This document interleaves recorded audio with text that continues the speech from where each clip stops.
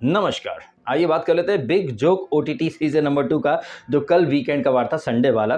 कल का ये जो एपिसोड था काफ़ी मजाक मस्ती वाले माहौल से भरपूर था। कृष्णा अभिषेक भी आया था। अच्छा, कृष्णा अभिषेक कल आया और सैटरडे के एपिसोड में मनीष पॉल आया था। ये लोग बिग बॉस के फैमिली मेंबर बन गए। ये हर सीजन में आते रहते हैं और इनका आना कोई नई बात भी नहीं है, लेकिन कुछ खबरी चबरी जो रहते हैं, breaking news, exclusive, official, Manish Paul will make an appearance, Krishna Abhishek will make an appearance. अरे भैया, कृष्णा अभिषेक, मनीष पॉल, भारती, उसका पति हर्ष और उसके पहले सुनील ग्रोवर, भैया ये तो बिग बॉस के पारिवारिक सदस्य हैं। ये तो परंपरा, प्रतिष्ठा और अनुशासन का पालन करवाने के लिए आते हैं। लेकिन ब्रेकिंग न्यूज, ये है वो है, कैसे ये लोग भर भर के पब्लिक को बेवकूफ बनाते हैं। वैसे ये कोई नई बात नहीं है कि ये खबरी चबरी और बिग बॉस, इनका पीआर मैकेनिज्म मिल करके पब्लिक को बेवकूफ बनाता हो। इसमें कोई नई और आश्चर्य वाली बात है नहीं।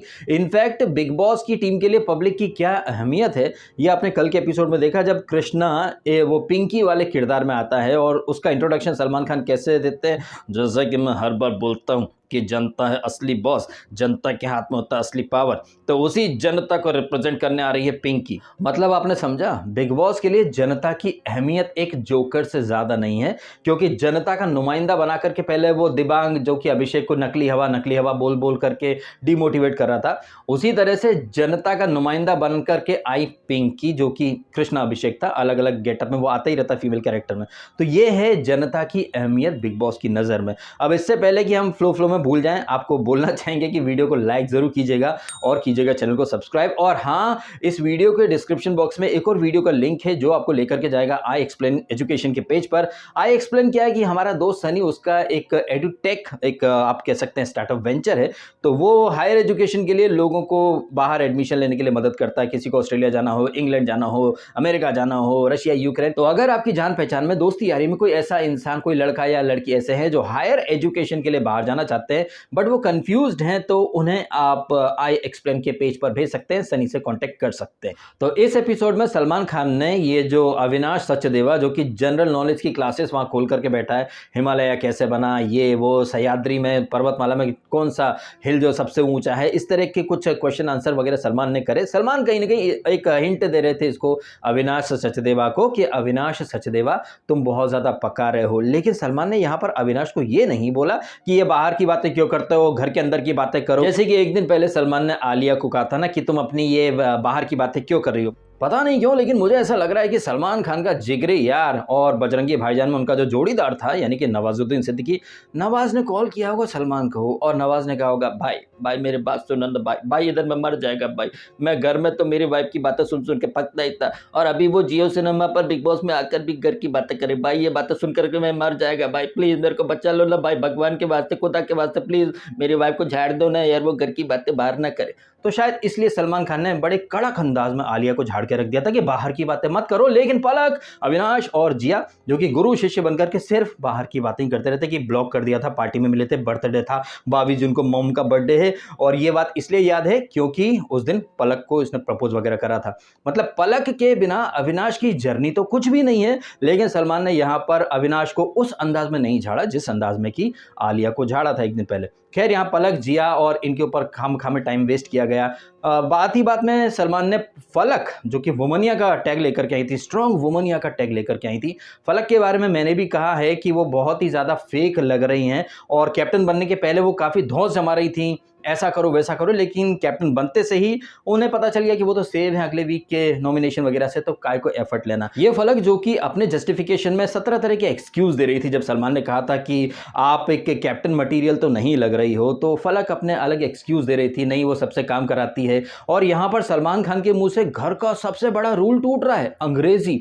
अरे भाई साहब, एक तो आप एक लेबनीज कंटेस्टेंट को लेकर के आ जाते हो, पिछले सीजन में वो अब्दुल रोजिक था, वो उसे हिंदी नहीं आती थी, तब सब अंग्रेजी बोलते थे। अभी ये जेड के सामने सब अंग्रेजी बोलते हैं, और जेड की आड़ में ये पूजा भट्ट, साइरस भी अंग्रेजी में बचर बचर करते रहते हैं। आश्चर्य की बात है कि सलमान खान ने फलक को तो बोल दिया कि तुम कैप्टन होकर के रूल्स का पालन नहीं करवा पा रही हो, but what about Pooja Bhatt, जो कि इसको पलक को रूल ब्रेकर बोल रही थी। जब वो ग्रैंड प्रीमियर एपिसोड में सलमान ने कहा था कि पलक ने व्हाट्सएप पे वोटिंग वगैरह सब करवाई है, उसके स्क्रीनशॉट दिखाए थे, तो पूजा भट्ट ने वो पॉइंट पकड़ लिया था कि Palak is a rule breaker, Palak is a rule breaker.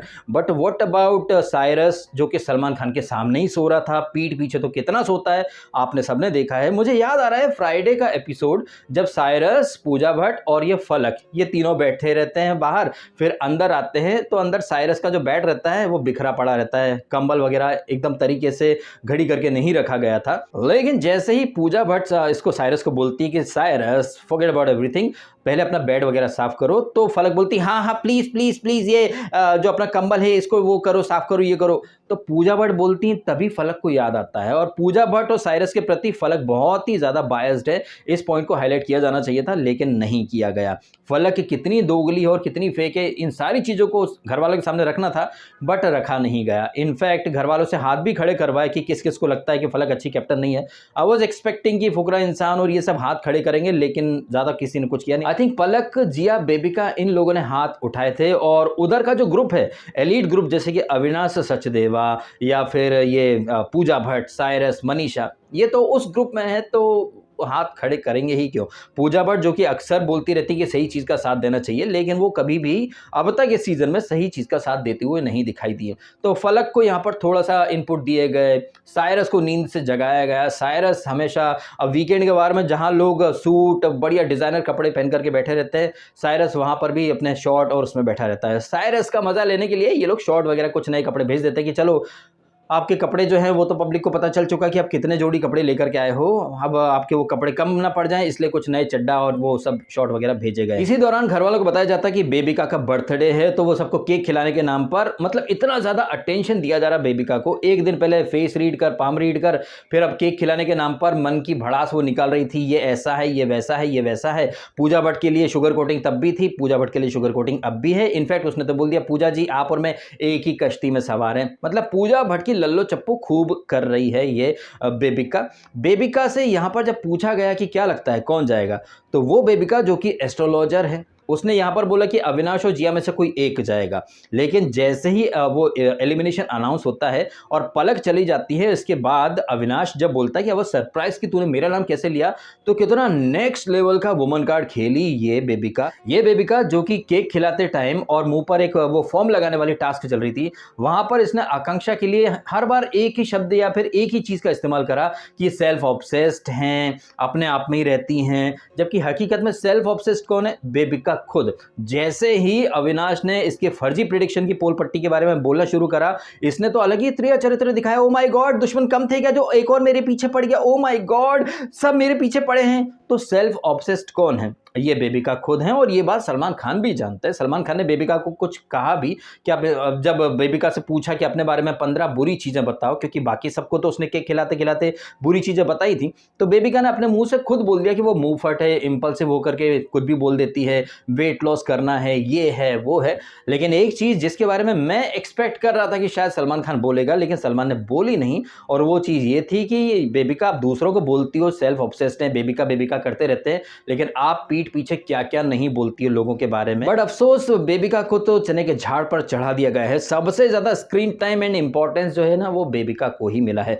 Although इसी दौरान एक टास्क भी हुई थी, वो कैंसल कल्चर वाली, कि आपको क्या लगता है कि कौन से कंटेस्टेंट को पब्लिक ने बॉयकॉट किया होगा, कैंसिल किया होगा? तो ज्यादातर घर वालों ने अपने अपने ओपिनियन दे करके इसका क्या नाम, इसका बेबिका फर्जी एस्ट्रोलॉजर, इसके चेहरे पर वो ज्यादातर फॉर्म लगाया था। वहीं पूजा भट्ट, साइरस और उनका जो ग्रुप है, वो अभी भी बेबिका को ही सही मान रहे हैं। और पूजा भट्ट ने अविनाश के चेहरे पर लगाया था, फलक ने भी, कि अविनाश ने बदतमीजी करी। अब अगर सलमान ने एपिसोड देखे होते तो सलमान को पता चल जाता कि इसने फुकरा इंसान ने तो एक्शन का रिएक्शन दिया था। फुकरा इंसान करे तो बदतमीजी हो जाती है, बट बेबिका बोले तो वाओ, वुमन पावर, ओए इट्स हर चॉइस। तो कैसे घर के अंदर पूजा भट्ट और फलकनाज और ये साइरस कठपुतली वाले अंदाज में चल रहे हैं। इनफैक्ट साइरस ने तो इस टास्क का मजाक बनाया था। साइरस ने रीजन क्या दिया था कि ये फुकरा इंसान यानी अभिषेक ये वर्कआउट नहीं करता है, प्रॉपर वर्कआउट नहीं करता, इसके लिए मैं इस पे फॉर्म लगाना चाहती है।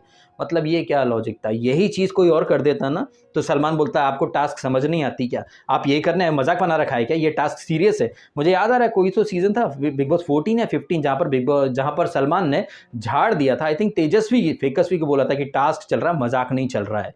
तो यहाँ पर साइरस मजाक कर सकता है, साइरस सलमान के सामने सो भी सकता है, बट सलमान वहाँ पर कुछ नहीं बोल सकते। उसके बाद ये जियो सिनेमा वाले पब्लिक से वोट करवाने का बोल देते हैं कि बताओ किसकी क्लास लगेगी, पूजा भट्ट की या साइरस की। क्या इन दोनों की क्लास लगी? बिल्कुल नहीं लगी। इनफैक्ट पूजा भट्ट को तो खिलाड़ी का टैग दे दिया गया, जबकि वो खेल बिल्कुल नहीं रही हैं। यहाँ पर जिया से पूछा गया था कि तुम पूजा भट्ट से क्यों डरती हो, तो जिया के अपने लॉजिक थे। लेकिन जब एक दिन पहले फुकरा इंसान ने पूजा भट्ट के बारे में कुछ कहा था, सलमान ने कहा था कि हाथ खड़े करो कि किस किस को लगता है कि पूजा डोमिनेटिंग है, कंट्रोलिंग है, तब तो जिया ने हाथ खड़ा नहीं करा था। तो जिया जैसे जो लोग हैं ना, वो सिर्फ पीठ पीछे रहकर ही बातें कर सकते हैं। फ्रंट फुट पर खेलना और फ्रंट फुट पर आकर के अपने ओपिनियन देना, ये जिया के बस की बात है नहीं। जिया पीठ पीछे क्या क्या नहीं बोलती है। और अच्छा, जिया से मुझे याद आया, जिया और उसकी बेस्ट बडी पलक, जो कि अब जा चुके हैं, ये नयन सुख प्राप्ति के लिए जब जेड वो कर रहा था एक्सरसाइज, तो नयन सुख प्राप्त कर रहे थे, टाप रहे थे, ताड़ रहे थे। यही चीज कोई लड़का कर देता नेशनल टीवी पर, किसी लड़की को वर्कआउट करते हुए देखकर उसका हाथ पकड़ करके जीभ निकालने की एक्टिंग करे, इस तरह से ताड़ेंगे, घूरेंगे, नयन सुख लेंगे, तो आप खुद बताइएगा उस लड़के को मॉलेस्टर, ईव टीजर, हैरेसर, पता नहीं कैसे कैसे टैग दे दिए जाते। तो बिग बॉस जैसे शो या रोडीज जैसे शो कैसे फेक फेमिनिज्म या फिर एक अलग ही तरह का कल्चर प्रमोट कर रहे हैं, जहां पर लड़कियां तो कुछ भी कर सकती हैं और उनकी हर हरकत को ओए इट्स हर चॉइस या फिर वुमेन एम्पावरमेंट का नाम देख करके प्रमोट किया जाएगा। सेम चीज कोई लड़का कर दे तो जैसे कि आपने देखा फुकरा इंसान को जब इसने बेबिका ने बोला था थप्पड़ मारेगी, वो चीज सबने इग्नोर कर दी, लेकिन अभिषेक ने पलटवार किया तो ये बदतमीजी थी, इसलिए I didn't like it, I didn't like it. और थोड़ी देर के बाद हम जब देखते हैं ना, वो एक आटे वाली जो टास्क थी जहां पर ये कृष्णा अभिषेक आया था, तो पूजा भट्ट ने वहां पर अपने ही रूल लगाए थे, 24 घंटे पहले का, 4 घंटे पहले का। मतलब वो अविनाश के मुंह पर आटा नहीं लगाना चाहती थी। ऑल्दो इन बिटवीन कुछ एक फन टास्क के साथ साथ इनकी दोस्ती, कौन किसको वो कार्ड देना चाहता है, हार्ड देना चाहता है, जब सलमान खान पलक का एलिमिनेशन करके चले जाते हैं तो उसके बाद गिले शिकवे दूर करने की कोशिशें होती है। लेकिन जब कृष्णा अभिषेक आता है और वो आटा माजी सटकली जो टास्क थी, वहां पर आपने देखा ही ना कि टास्क करवाने वाला था ये कृष्णा अभिषेक, लेकिन टास्क में रूल्स अपने हिसाब से चेंज कर रही थी पूजा भट्ट कि 4 घंटे पहले, 24 घंटे पहले ये था, अब मेरा दोस्त बन गया अभिषेक, मैं इसको ज्यादा कुछ नहीं, आधा ही मुंह लगाऊंगी। वाह वाह वाह, ये तो चलो अच्छा, थोड़ी देर के लिए कृष्णा ने वहां पर एक टोंट या तंज भरे अंदाज में तो बोल ही दिया था कि चलो यहां पर आपने 4 घंटे या 24 घंटे पहले का लॉजिक नहीं दिया।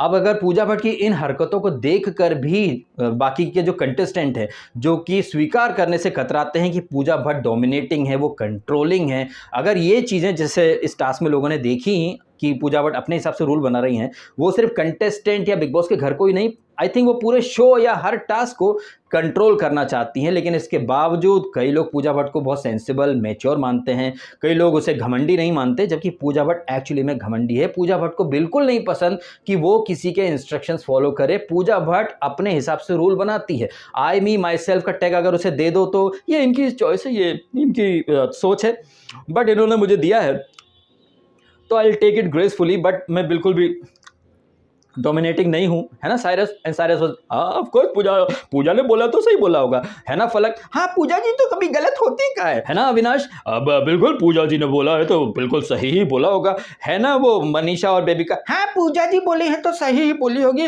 पूजा जी कभी गलत नहीं जा सकती है, ऊपर वाला रॉन्ग हो सकता लेकिन पूजा कभी रॉन्ग नहीं हो सकती। वो तहलका पिक्चर का डायलॉग था ना, डोंग कभी रॉन्ग नहीं होता। आई थिंक पूजा भट्ट ने वो डोंग का किरदार यहाँ बिग बॉस OTT सीजन 2 में खुद के ऊपर लागू कर लिया है कि सब गलत हो सकते हैं बट पूजा कभी गलत नहीं हो सकते। खैर, इसी दौरान एक और टास्क होती है बीबी वर्स की, जहां पर जैसे बिग बॉस 16 में वो शेखर सुमन आया करता था, उसी अंदाज में यहाँ पर कृष्णा अभिषेक भी था। अब यहाँ पर काफी ह्यूमिलिएशन वाला माहौल बन गया था। साइरस तो भाई बिग बॉस का जमाई है, उसके लिए मटन आया है और वो मटन खाएगा। साथ में बिठा दिया जेड हडीड को, वो गंदा पानी वगैरह सब जो गिरता रहता है, उसे कुछ सोशल मीडिया के कमेंट्स पढ़ने हैं। अगर पढ़ने में कुछ गलती वगैरह कर दी और इस दौरान वो 3 बल्ब थे, अगर वो तीनों बल्ब जल जाएंगे तब ये मटन खाना बंद कर देगा। तब तक बेचारा जो जेड है उसके ऊपर गंदगी, गंदा पानी गिरता पड़ता रहेगा। तो कुछ कमेंट्स वगैरह पढ़ने में वो गलती वगैरह ऐसे कुछ करता है तो गंदा पानी गिरता रहता है। फिर बाद में ये जेड हडीड इससे जिया से बोलता है it was humiliation, it was humiliation, next level का ह्यूमिलिएशन था। तो मुझे ऐसा लग रहा है कि जेड हडीड को उसकी सोशल मीडिया टीम या फिर जो उसके मैनेजर वगैरह हैं, उन्होंने पूरी तरह से इन्फॉर्मेशन नहीं दी थी कि बिग बॉस में क्या होता है, जबकि पूरी दुनिया जानती है कि बिग बॉस का दूसरा नाम ही ह्यूमिलिएशन है। और इसके बारे में बिग बॉस की एक्स कंटेस्टेंट कविता कौशिक ही नहीं बल्कि भूल भुलैया 2 पिक्चर के अंदर राजपाल यादव का डायलॉग है कि जाते अच्छो तो बिग बॉस में चलो जाते हो, कम से कम बेइज्जती कराने के पैसे तो मिलते। तो आकांक्षा पूरी की कल भर भर के बेइज्जती हुई, जिसके बारे में फुकरा इंसान भी बोलता है लेटर ऑन आलिया से कि आकांक्षा की तो भर भर के ले रखी इन लोगों ने। आकांक्षा का चेहरा देख करके लग रहा था कि भैया उसे अंदर से काफी बुरा तो लग रहा है, लेकिन वो चेहरे पर मुस्कान लगा कर है क्योंकि वो फेक है और उसे पता है रियलिटी शो में क्या क्या होता है। तो अंदर ही अंदर तो आकांक्षा बहुत ज्यादा खुश हो रही होगी, यहाँ भी बेइज्जती हो गई, मतलब सिंपैथी और बढ़ जाएगी। हाँ, मेरे मुंह पर इसने भी फोम पोत दिया, वाह अब तो सिंपैथी और बढ़ जाएगी। इसके बाद वो आटे वाली टास्क में मेरा मुंह घुसेड़ दिया, वाह वाह वाह, अब तो पांचों उंगलियां घी में और सिर कढ़ाई में, अब तो हमको जीतने से कोई नहीं रोक सकता। तो आकांक्षा जो है वो तो भाई रियलिटी शोज को अच्छे से घोट घाट के आई है, तो उसे अच्छे से पता है कि बाहर उसकी सोशल मीडिया टीम एक अलग ही नैरेटिव चला देगी। हाय, आकांक्षा को टारगेट कर दिया, आकांक्षा को कॉर्नर कर दिया, ओ माय गॉड सलमान अब इतने बुरी कैसे हो सकते हो, Akanksha for the win, vote for Akanksha, oh Akanksha. फिर मिक्का भी एक वोट अपील कर देगा आगे चल करके, तो फिर आकांक्षा को ट्रॉफी मिल जाएगी। तो ये ट्रॉफी उन लोगों को एक करारा जवाब है जो मुझे डे वन से टारगेट कर रहे थे। आफ्टर मिक्का दी वोटी आई गॉट दिस ट्रॉफी, टिंग टिंग टिंग। हालांकि बेचारा जो जेड है उसे पता नहीं है कि बिग बॉस वाले कैसे छल कपट करते हैं, और उसे काफ़ी बुरा भी लगा था कि भैया एक बंदा वहाँ मटन खा रहा है, एक बंदा मतलब उसके ऊपर गंदगी गिराई जा रही है। ह्यूमिलिएशन तो था और ये नेक्स्ट लेवल का ह्यूमिलिएशन था, लेकिन इस ह्यूमिलिएशन को बिग बॉस वाले फन टास्क का नाम दे देते हैं। अच्छा, ये चीज़ आपको थोड़ी अजीब सी नहीं लगी? वो जेड जो कि हिंदी समझता ही नहीं है, कृष्णा ने ये कीचड़ और मटन वाली जो टास्क थी ये पूरी टास्क हिंदी में एक्सप्लेन करी, और जेड हडीड के रिएक्शंस एक्सप्रेशन देख करके लग रहा था कि सारी चीज़ें बाउंसर जा रही हैं। एंड बाद में जिस तरह से जेड वो जिया के सामने बोल रहा था it was a humiliation to the next level, तो मुझे लग रहा है कि जेड बेचारे को कुछ पता ही नहीं था, पल्ले ही नहीं पड़ा था कि क्या होने वाला क्या नहीं होने वाला। और कृष्णा और बिग बॉस की टीम जो कि अक्सर घर वालों को बोलते हैं कि भाई जेड को इंग्लिश में एक्सप्लेन कर दो हर चीज़, तो वो जेड जिसको कि हिंदी समझ में नहीं आती है उसको ये टास्क हिंदी में ही एक्सप्लेन की कृष्णा ने। तो आई थिंक ये एक और रीज़न था जिसकी वजह से कहीं ना कहीं जेड के गुर्दे छिल गया कि भैया मेरे को बताओ तो सही, मेरे को तो कुछ पल्ले ही नहीं पड़ा, ये तो ऐसा हो गया कि छोटी गंगा बोल करके नाले में डुबकी लगवा दी। तो उसकी फीलिंग हम समझ सकते हैं कि धोखा हो गया बेचारे के साथ। वैसे धोखा अकेले जेड हडीड के साथ ही नहीं बल्कि ऑडियंस के साथ भी हुआ है, और कंटेस्टेंट के साथ तो खैर होता ही रहता है। कंटेस्टेंट को कैसे मिसलीड किया ये अविनाश सचदेवा जो कि चाचीपंती करता रहता है, इस अविनाश सचदेवा ने पलक के ऊपर कैसे मतलब चिल्लाया था। लेकिन इस अविनाश से न घर वाले और न ही खुद सलमान ने भी सवाल करा कि बेटा अविनाश तुम पलक को इतना सुना रहे थे, तुमने पलक को नॉमिनेट करा जबकि एक दिन पहले तुम पलक को खुद बचाना चाहते थे, तो इस दोगलेपन को क्या नाम दिया जाए भाई? पूजा, साइरस, फलक जो कि सच का साथ देती हैं, किसी ने भी अविनाश से कोई क्वेश्चन ही नहीं किया। तो ये दोगलापन था अविनाश का जिसको एक्सपोज किया जाना चाहिए था, लेकिन सलमान खान ने अविनाश को कुछ ज़्यादा बोला ही नहीं। हाँ, इतना ज़रूर बोल दिया सलमान ने अविनाश को कि अविनाश तुम तो ऑडियंस मोड में चल रहे हो, तुम तो एक ऐसे इंसान बन गए हो जो टीवी पर मैच देखता है और फिर कहता है अरे यार सामने वाले ने टॉस जीत करके बैटिंग क्यों करी, फील्डिंग करनी थी। मतलब सांप निकलने के बाद तुम लाठी फटफटाते हो, तुम्हारा ओपिनियन बहुत लेट आता है, तुम ऑडियंस मोड में हो। अब ये अविनाश जो कि लोगों को जनरल नॉलेज का ज्ञान देता फिरता है, अगर उसमें थोड़ा सा भी IQ और बुद्धि होगी तो वो समझ जाएगा कि वो कितना गलत जा रहा है। और यही बात फलक, पूजा और साइरस के भी भेजे में घुस जानी चाहिए कि वो लोग गलत जाते लोगों को कभी नहीं टोकते हैं, इनफैक्ट वो गलत जाते लोगों को ब्लाइंडली डिफेंड या सपोर्ट कर देते हैं। अब ये सब रहा कल, अब आज रात को होगी नॉमिनेशन वाली टास्क जिसमें कि आकांक्षा पूरी पार्टिसिपेट नहीं कर पाएंगी क्योंकि बिग बॉस ने उन्हें ऑफर दिया कि जेल से बाहर आना है तो आप नॉमिनेशन में पार्ट नहीं ले पाएंगी, तो वो जेल से बाहर आना स्वीकार कर लेती हैं। सांप भी मर गया, लाठी भी नहीं टूटी। अच्छा, अब आज रात जब ये नॉमिनेशन का टास्क आएगा तब देखना इंटरेस्टिंग होगा कि बेबिका जिसका जिया से, फुकरा इंसान, आकांक्षा इन सब से पंगा हुआ, आकांक्षा तो खैर सीन में रहेगी नहीं क्योंकि उसके पास वो नॉमिनेट करने का पावर नहीं है, बट देखना इंटरेस्टिंग होगा कि जिस फुकरा इंसान को इसने बेबिका ने इतना खरा खोटा सुनाया क्या वो बेबिका को बाहर निकालने के लिए नॉमिनेट करेगा या नहीं करेगा, या फिर वो समझ चुका है कि बेबिका या पूजा भट्ट जो है वो आगे तक जाने वाले हैं। और जिस तरह से बेबिका को हद से ज़्यादा तवज्जो दी गई है, उसके सारे ब्लंडर सलमान ने इग्नोर कर दिए, जबकि सलमान के सामने ही वो पिलो जो रहता है वो जिया के मुंह पर फेंक के चली जाती है। फिर जिया एक्ट करके दिखाती है कि ओ माय गॉड बदतमीजी देखो, इसने ऐसे करके मेरे मुंह पे वो पिलो मार दिया। और जिया जब एक्ट करती है तो वो आलिया सिद्दीकी के थोबड़े पर वो पिलो जाता है, तो आलिया सिद्दीकी सोच रही होगी लेकिन मुझे क्यों मारा, मैंने क्या बिगाड़ा था।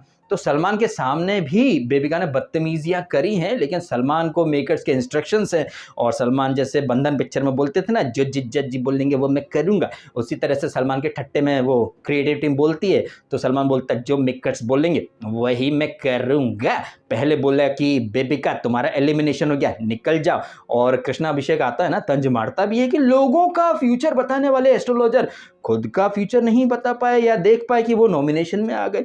तो ये तो सवाल जवाब होने थे बेबिका से कि बेबिका तुम दूसरों के वो करती हो हॉरोस्कोप या एस्ट्रोलॉजी वगैरह बताती हो, खुद का तुमने नहीं देखा था क्या कि तुम जेल में जाओगी और तुम फिर नॉमिनेट भी हो जाओगी। जब तुम एस्ट्रोलॉजर हो तो तुम्हें तो खुद का पता होगा ना कि तुम बाहर नहीं जाओगी, एलिमिनेट नहीं होगी, तो ये नौटंकी काहे करी। और ऐसा एस्ट्रोलॉजर या फिर ऐसा शास्त्र का ज्ञाता कौन होता है जो छोटी छोटी बात पर वुमन कार्ड खेले, चिल्लाए चीखे नौटंकी करे। ऐसे लोग शास्त्र के ज्ञाता नहीं, ऐसे लोग पाखंडी और ढोंगी होते हैं। लेकिन अभी सलमान खान भाई बेबिका को चने के झाड़ पर चढ़ाएंगे, और ये जो बेबिका है उसे लग रहा है कि वाह वाह वाह सलमान कितने अच्छे हैं ये वो, तो बेबिका को लाइसेंस मिल चुका है। और कुछ अपडेट्स आई हैं जिससे पता चला है कि बेबिका नॉमिनेशन में नहीं आई है, वो सेफ है।